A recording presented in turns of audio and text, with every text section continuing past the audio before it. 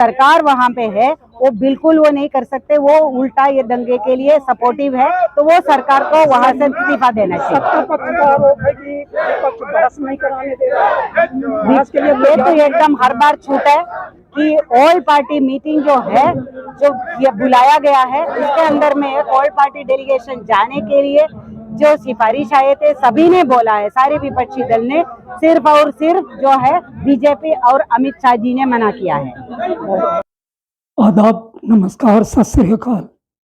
मैं हूं सुल्तान भारती और आप देख रहे हैं सेकुलर भारत न्यूज।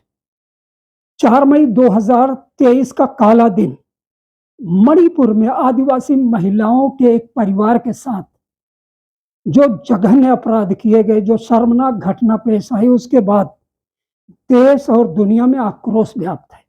देश की कोई भी सामाजिक संगठन या सियासी पार्टी ऐसी नहीं जो अपना गुस्सा, अपना दुख, अपना आक्रोश व्यक्त ना कर रही हो। इसी सिलसिले में आप दिल्ली के जंतर मंतर पर देश की एक बड़ी ट्रेड यूनियन सीटू यानी centre of Indian trade union के कार्यकर्ता और उसके पदाधिकारी बड़ी तादाद में इकट्ठा हुए। मैंने उनकी महिला नेता, पुरुष नेता और कुछ कार्यकर्ताओं से इस बारे में बात की। देखिए क्या मांग कर रहे हैं, इंसाफ के नाम पर किस चीज की मांग कर रहे हैं वो लोग। एक रिपोर्ट। क्या कहते हैं सर इस घटना के बारे में?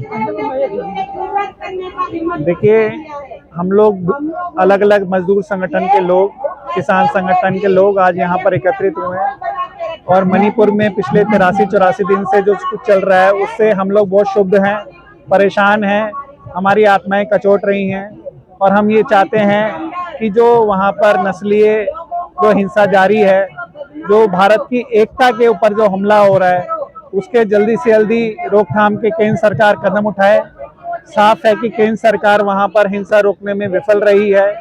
अभी आज हम लोग गृह मंत्री श्री अमित शाह जी से ज्ञापन दे करके मांग भी करने आए हैं कि जो भी पीड़ित लोग हैं उनको जल्द से जल्द जो है पुनर्वास किया जाए, स्कूली शिक्षा बहाल हो और जो इंटरनेट सेवाएं हैं वो जल्द से जल्द बहाल की जाएं। लेकिन मैं एक चीज कहना चाहूँगा, सरकार का आरोप है कि विपक्ष इसमें सहयोग नहीं दे रहा है। अगर विपक्ष सही है, उसके आरोप सही है, तो संसद के दोनों सदनों में बहस होनी चाहिए। सरकार कह रही है कि विपक्ष बहस से भाग रहा है। देखिए, ये जो स्थिति बनी है, सबसे पहले इसको समझना होगा, वो विपक्ष ने तो बनाई नहीं है, वो तो जो वहाँ की जो राज्य सरकार है उसकी मूल रूप से जिम्मेदारी है ना वहाँ पे कानून व्यवस्था को संभाल के रखना, सभी प्रकार के संप्रदाय, जाति सबको साथ में लेके चलना। तो आज ये सवाल की संसद में बहस नहीं होने दे रहे। हमारा कहना ये है कि बहस भी होनी चाहिए, मगर बहस के साथ साथ ठोस कारगर कदम उठाने चाहिए, क्योंकि अमित शाह जी गए थे वहां पर मणिपुर में, मगर उसके बावजूद भी हिंसा रुकी नहीं। तो हम सबकी सबसे पहली चिंता ये है कि जो लोग वहां पर पीड़ित हुए हैं, जिनकी जानें गई हैं, जिनकी जान माल का नुकसान हुआ है, वो जल्दी से जल्दी उनको मुआवजा दिया जाए, पुनर्वास किया जाए, जिससे कि नॉर्मलसी वहां पर स्थापित हो सके। सरकार की खामोशी ना कह के अगर ये कहें कि सरकार खुद शामिल है इस साजिश में, सरकार खुद शामिल है, तो मुझे लगता है ज्यादा ठीक रहेगा। जी, मैं आपको बताना चाहता हूँ, दो चीजें हैं, महिला उत्पीड़न हो, महिला के साथ बलात्कार हो, महिला के साथ दुर्व्यवहार हो, दिल्ली में हो, राजस्थान में हो, उड़ीसा में हो या मणिपुर में हो, कहीं पर भी हो, बंगाल में हो, वो निंदनीय है। वो रुकना चाहिए और दोषियों को तुरंत सजा मिलनी चाहिए, तुरंत उनको गिरफ्तार करके, और ऐसी सजा मिलनी चाहिए जो उदाहरण पेश करें, अगली बार करते हुए जो है वो संकोच करें। जहां तक मणिपुर की बात है, मणिपुर में लगभग 3 महीने हो गए, 3 महीने से वहां पर दंगे हो रहे हैं। आप लोगों को ये मालूम होगा कि मणिपुर की ये सूचना थी कि मणिपुर के कुछ लोगों ने सेना के हथियार लूटे हैं वहां पर, पुलिस के हथियार लूटे हैं वहां पर, और वहां की सरकार ये कहती है कि भाई हमारी सबसे अपील है कि उन हथियारों को जमा कर दें। क्या शासन प्रशासन का ये अपील करने का काम था कि जहां पर सेना के हथियार लूट लिए जाएं, जहां पे उनके इस्तेमाल का डर हो, वहां पर जो है सरकार अपील कर रही है, उनको हथियार जब्त करने चाहिए थे। तो एक तो इस बात से लगता है कि सरकार उनके प्रति, अपराधियों के प्रति बहुत नरम थी। दूसरा, देश के गृह मंत्री 3 दिन वहां पड़ाव करके आए, इसी घटना के दौरान, इन्हीं जो है वहां पे आगजनी की घटनाओं के दौरान, और वहां के मुख्यमंत्री, शासन, प्रशासन और सबसे मिलकर आए। जब ये वीडियो वायरल हुई है, वो वीडियो है 4 मई की। 4 मई के बाद गृह मंत्री गए, या तो वहां के शासन प्रशासन को मालूम नहीं, उनकी इंटेलिजेंस फेलियर है वहां का, और अगर सरकार चौकन्नी होती तो सरकार को उसको संज्ञान में लेना चाहिए था। लेकिन इसी सरकार ने उस समाज को राजनीतिक रूप से बांटकर अपनी राजनीतिक रोटियां सेकने की साजिश की है। इसलिए मैं कहता हूं कि ये सरकार उसमें शामिल है। सरकार निकम्मी सरकार है, वहां के शासन प्रशासन अपराधियों से मिला हुआ है, और उन्होंने जो सख्त कार्रवाई करनी चाहिए थी नहीं की। तुरंत वहां के मुख्यमंत्री का इस्तीफा होना चाहिए, राष्ट्रपति शासन होना चाहिए, और दोषियों को फास्ट ट्रैक कोर्ट में सजा मिलनी चाहिए। बहुत बहुत शुक्रिया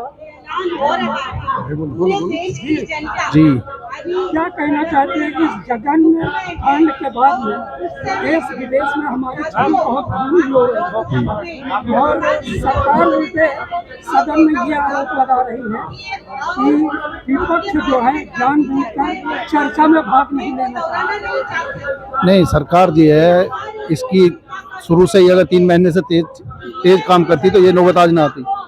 और कोई भी महिला हो, चाहे देश में किसी भी जगह हो, उनके साथ ऐसा नहीं होना चाहिए। इसे जातिवाद में, धर्मवाद में या उसमें नहीं लेना चाहिए। इस पर उचित कार्रवाई होनी चाहिए। और सरकार विपक्ष पर जो आरोप लगा रही है, विपक्ष का काम तो मांग करना है, उन लोगों को सख्त से सख्त कार्रवाई हो, यही विपक्ष सब चाहते हैं लोग। देखिए, उनके लिए पीड़ित लोग जो है, जितना जो वीडियो वगैरह बाहर आया है उससे भी बहुत कई गुना ज़्यादा है।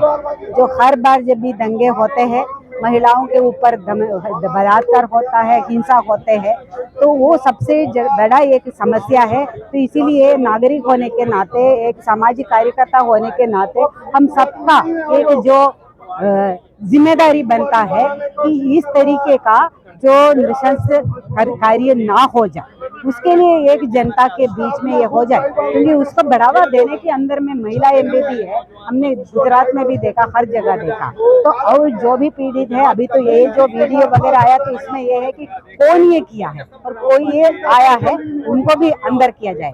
लेकिन उससे भी ज्यादा जरूरी है इसमें किसने करवाया गया है, उनको भी इसके पीछे जांच हो जाए। और ये जो गलत वीडियो, पहले फेक वीडियो आया, उसी के नाम पे ये लोगों ने दंगा शुरू किया। तो ये फेक वीडियो भी कहाँ से आया, उसके पीछे में कौन जो षड्यंत्र बनाया लोगों को आपसी लड़वाने के लिए और दंगे करवाने के लिए पूरा का पूरा एक षड्यंत्र हुआ है। उसके पीछे कोई भी ताकत है, कोई भी राजनीतिक ताकत को, उसको भी सजा दिलवाना चाहिए ये महिलाओं के लिए। ये अगर अपराधियों का एक लिस्ट जारी की जाए तो बड़ा अपराधी आप किसे देखें? देखिए, ये जो पूरा का पूरा ये देश के अंदर में सत्ता चलाने वाले भाजपा और आरएसएस का जो ये नीति जो है, यहाँ पे हर जगह में, जैसे आपने पूछा ब्रजभूषण वाले इशू में कौन अपराधी है, उसको बचाव करने वाले सबसे बड़ा अपराधी होता है और उसको करवाए जाने वाले सबसे बड़े अपराधी होता है। तो यहाँ मणिपुर के अंदर वो भी एक प्रयोगशाला बनाया गया है और पूरे के पूरे अभियान चला के सत्ते में आया। उसके बाद में भी उनको जो सत्ते में कायम रहने के लिए एक दुश्मन की जरूरत है। आज वो कुकी होगा, जोमी होगा या नागा होगा और कल को दूसरा कोई होगा। और ये मेजोरिटी माइनॉरिटी का ये खेल है। और वो मुस्लिम, हिंदू मुस्लिम में हो गया, जाट दलित में हुआ है, जाट मुस्लिम में हुआ है, ये हर जगह में आपको दिखाई देगा। तो यही है वो राजनीति चलाने वाले जो ये सांप्रदायिक ताकतें और जो सत्ते में बैठने वाले जो कॉरपोरेट को भी इसके अंदर में सपोर्ट पूरा उनका भी है और उनका ही जो है नीति चला रही है। ये कॉरपोरेट और जो सांप्रदायिक का गठजोड़ है वो जिम्मेदार है और वो केंद्र सरकार इसमें सबसे बड़ा, सबसे नंबर 1 उसके अंदर अपराधी है। पीड़ित समुदाय बहुत बड़ी तादाद में 2 दिन पहले यहाँ जंतर मंतर कर रहा था और वो मांग कर रहे हैं कि एडमिनिस्ट्रेशन सेपरेट किया जाए। क्या कहेंगे इसमें? देखिए, क्या ये कोई हल है? ये कभी ये फल नहीं हो सकता है, क्योंकि उसके अंदर में भी आप देखेंगे कि तो भी अलग अलग जो है समुदाय है, तो उसके अंदर में यही फूट दिया जाता है। और जो छोटा राज्य बनाया गया है उसके अंदर में भी कल को कोई और दंगा हो जाएगा।